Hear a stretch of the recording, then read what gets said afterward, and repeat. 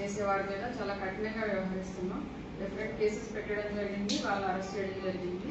అంటే మనం అప్పటికప్పుడు ఏదో కేసు చేసి తర్వాత దాన్ని వదిలేయడం కాకుండా ఒక కేసు దర్యాప్తు మొదలుపెట్టినప్పుడు దాన్ని లోతుల్లోకి వెళ్ళి ఎవరెవరు అయితే ఇన్వాల్వ్ అయినారో అదంతా చేయాలనే ఉద్దేశంతో యాక్చువల్గా this case registered 6 months back అయింది. అందులో ఏవన్ అరెస్ట్ చేశాము. ఇర్ఫాన్ అనేసి బైన్సాకి సంబంధించిన ఒక పెద్ద మనిషి ఉన్నాడు, అతను అరెస్ట్ చేశాము.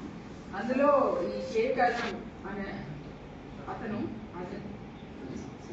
సయ్యద్ అజమ్ అనే అతను దీంట్లో ముఖ్యంగా ఇన్వాల్వ్ అయి ఉన్నాడు. ఈయన ఏం చేస్తున్నాడు అంటే కొన్ని ఫేక్ అకౌంట్స్ క్రియేట్ చేస్తున్నాడు, అట్లాగే చాలా మ్యూల్ అకౌంట్స్ క్రియేట్ చేస్తున్నారు.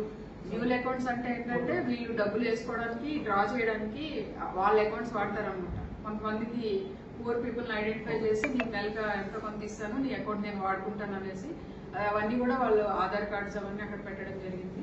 వాటితో ఇతనే అకౌంట్స్ క్రియేట్ చేస్తాడు, వాళ్ళ అకౌంట్స్ ఇతను వాడుకుంటాడు. వాళ్ళకి ఏం సంబంధం ఉండదు. వాళ్ళ అకౌంట్స్లో చాలా లక్షల కొద్ది ట్రాన్సాక్షన్స్ అవుతుంటాయి, కానీ వాళ్ళకి తెలియదు. రీసెంట్గా మనకి ఎట్లా తెలిసిందంటే ఒక అబ్బాయి వచ్చి ఇన్కమ్ ట్యాక్స్ వాళ్ళు అతనికి ఒక నోటీస్ ఇచ్చారు, నీకు ఇంత ప్రాపర్టీ ఉంది, నువ్వు డబ్బులు కట్టాలి అనేసి. అతను చాలా పూర్ ఆ బాబు.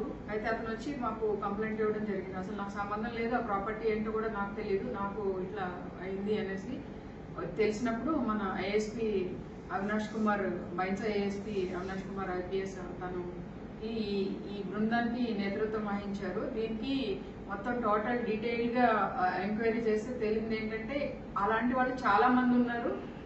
చాలా మందికి తెలియకుండా అతను వాళ్ళ పేరున ప్రాపర్టీస్ కడుతున్నాడు, ఫేక్ డాక్యుమెంట్స్ సృష్టిస్తున్నాడు, అలాగే ఇన్కమ్ ట్యాక్స్ రిటర్న్స్ కూడా ఫేక్ ఫైల్ చేస్తున్నాడు. ఇతని యాక్టివిటీస్ అన్ని కూడా మేము ఇన్కమ్ ట్యాక్స్ వాళ్ళ దృష్టికి కూడా తీసుకొస్తాము. నిన్న ఈవినింగ్ మనకి ఖచ్చితంగా తెలిసిన సమాచారం బట్టి మన బైన్సా ఏఎస్పీ అవినాష్ కుమార్, తర్వాత బైన్సా CI గోపీనాథ్, ఇంకా మిగిలిన టీం వీళ్ళందరూ కలిసి ఈ అజామ్ ఇంటి మీద దాడి చేసి అక్కడికి మనకి స్పాట్లో దొరికినవి ఇవన్నీ, ఇంకా బ్యాంక్ అకౌంట్ కానీ లాకర్స్ కానీ ఏమీ మనం చూడలేదు. సో దాంట్లో ఇంకా 15 lakhs వరకు క్యాష్, తర్వాత ఈ గోల్డ్, ఈ ప్రాపర్టీ వర్త్ ఆఫ్ మార్కెట్ వర్తే 1 crore, అంటే ఇంకా ఎక్కువ ఉంటుంది ప్రైవేట్. సో ఇవన్నీ కూడా సీజ్ చేయడం జరిగింది. దీనికి సంబంధించి ఒక యాప్, ఏం యాప్ అది, allpanels.com అనే ఒక యాప్లో వీళ్ళు ఆపరేట్ చేస్తున్నారు. దీనికి ఇతనికి అన్ని జిల్లాల్లో వీళ్ళకి ఉన్నారు ఏజెంట్స్. జగిత్యాల నుంచి ఉన్నారు, కరీంనగర్, నిజామాబాద్, నిర్మల్. సో వీళ్ళందరి మీద కూడా దృష్టి పెట్టాము. ఎవరైతే ఈ ఆన్లైన్ బెట్టింగ్ చేస్తారో వాళ్ళ మీద చాలా కఠినంగా వ్యవహరిస్తాము. వీళ్ళ మీద పీడియాక్లు పెట్టడం జరుగుతుంది.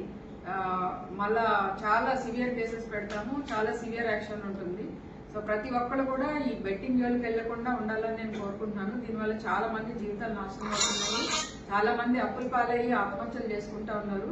ఈ ఆన్లైన్ బెట్టింగ్ ఏదైతే ఉందో అది ఒక వ్యసనం లాంటిది. దీనికి ఒకసారి అడిక్ట్ అయిన వాళ్ళు మళ్ళీ బయటకు రాలేకపోతున్నారు. కాబట్టి నేను ప్రజలందరికీ అప్పీల్ చేస్తున్నాను, ఎవరైనా సరే ఇట్లా ఈ బెట్టింగ్ కి సంబంధించి అతని ద్వారా మోసపోయిన వాళ్ళు ఉంటే ముందుకు వస్తే మేము వాళ్ళ మీద ఏం కేసులు పెట్టామో వాళ్ళని సాక్షులుగా తీసుకుంటాము.